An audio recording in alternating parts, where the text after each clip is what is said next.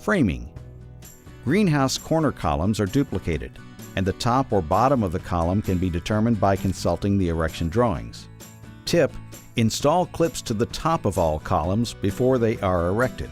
Stand all of the columns as directed in your erection drawings.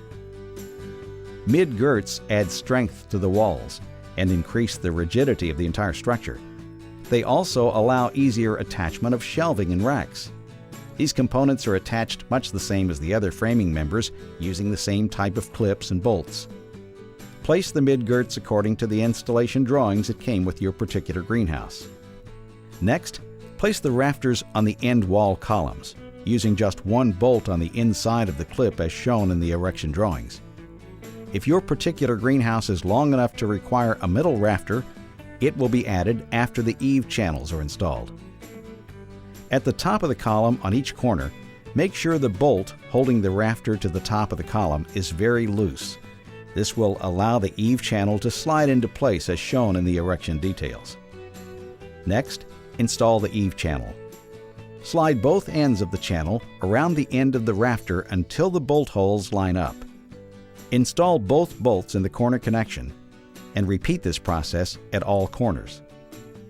If your particular greenhouse requires a middle rafter, now's the time to install it, using one of the middle column attachment bolts to secure it, as shown in the drawings.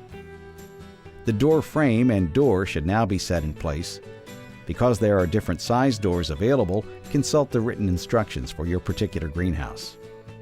Tips: locate the triangle punches in the web of both the top and bottom frames for proper door location.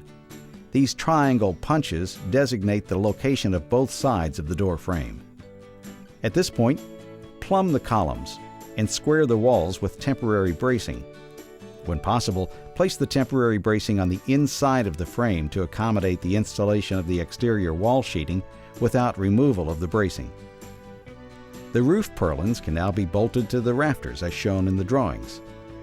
The open side of the roof purlin should face the center of the greenhouse. Upon completion of the frame, and after the frame is plumb and square, all bolt connections should be tightened. Even those connections previously tightened should be checked, as they often loosen while the frame is pulled and pushed to completion.